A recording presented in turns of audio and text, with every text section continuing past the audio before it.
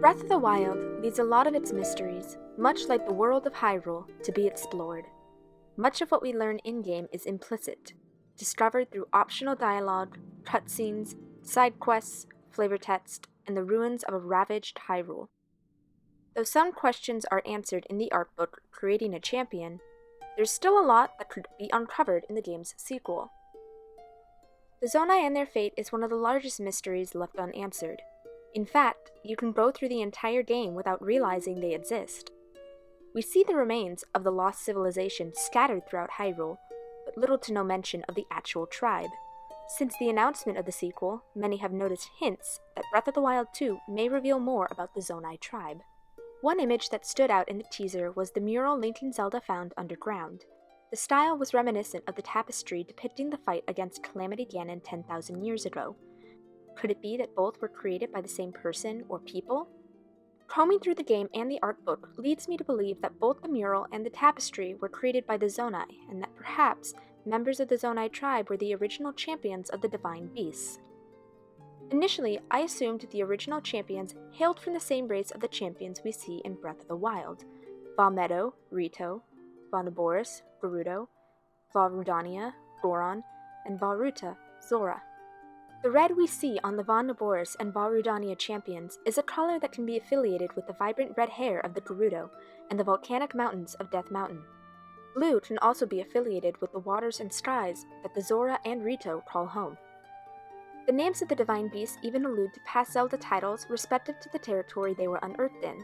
Vah Medoh referring to the Rito Earth Sage in Wind Waker, Medley; Vah Rudania, the Fire Sage in Ocarina of Time, Darunia; Vah Ruta, the Water Sage in Ocarina of Time, Ruto; and Vah Naboris, the Spirit Sage in Ocarina of Time, Naboru.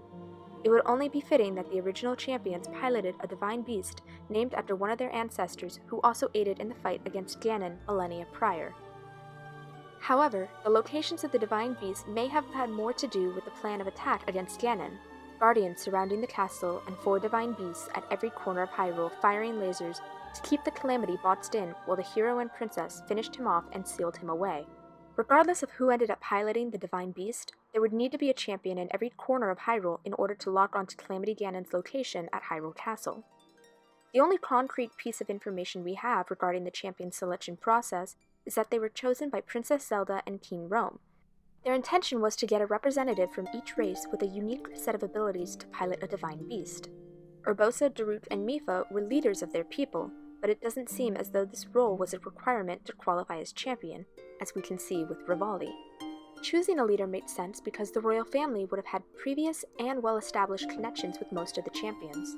We know Zelda was close to Urbosa before asking her to be champion, and that the Hylians had a good relationship with the Zora and the Gorons, though the relationship Zelda shared with Daruk and Mipha prior to dubbing them champions is unknown. The exception is, again, Revali. He fulfills the champion criteria by possessing skills that make him stand out against the rest of the Rito. Revali was an excellent archer and could perform Revali's scale. Mipha was proficient in fighting with her light scale trident and possessed the ability to heal. Daruk had his boulder breaker and Daruk's protection, and Urbosa her smiter and Urbosa's fury. There is no rule stating that a member from each race has to be a pilot of a divine beast either. Early concept design for the champions depict various other Zelda races. We see unused designs for a Kokiri and a Sheikah champion.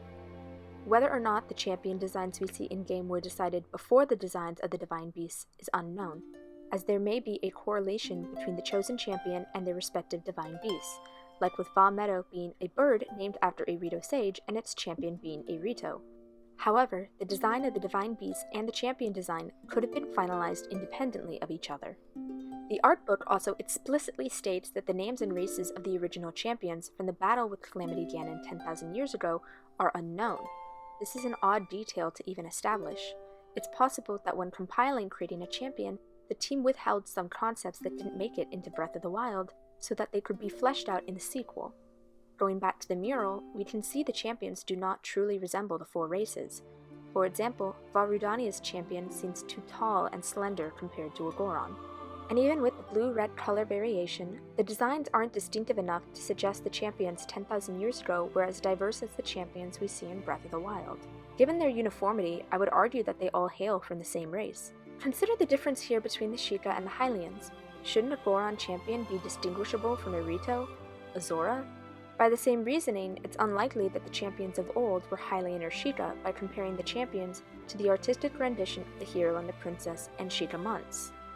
As mentioned, the Vah Rudania and Vah Nabor's champions share a red color palette. They look incredibly similar, with the exception of the helmet the Vah Nabor's champion seems to be wearing. It could be argued that this helmet is the Thunder Helm, implying that the Vah Nabor's champion is a Garuda warrior. The red hair could be further proof of this theory. However, the savage armor believed to have belonged to the Zonai tribe has a red headpiece. If the helmet we see on the Vah Nabor's champion is the scroll helmet seen in the savage armor, this could explain the red we see for the Vah Nabor's and Vah Rudania champion. Given how similar the four designs look, if two of them are Zonai, they likely all are. There's one more piece of evidence for the champions not being the four races we see in Breath of the Wild. Both Urbosa and Mipha were able to recount stories of their respective divine beasts' namesake. How could the tales of Naboru and Ruto survive as long as they did, longer than the names and races of the original champions of whom King Rome modeled his own plan of attack after, if the events of Ocarina of Time took place centuries before the first encounter with the Calamity using ancient Sheikah technology? Had the original champions belonged to any of these races, surely their heroic deeds would have been claimed by folklore. If the original champions were Zonai, this history would have most likely been lost to time after the tribe's mysterious disappearance thousands of years before the events of Breath of the Wild. Millennia go by, the Calamity fades into myth, and one of the few things everyone is sure to preserve is how it is the hero and the princess who ultimately defeat the Calamity. Meanwhile, the Zonai would clearly qualify as champions based on the requirement we went over earlier. The Zonai were strong magic wielders and known to be fighters.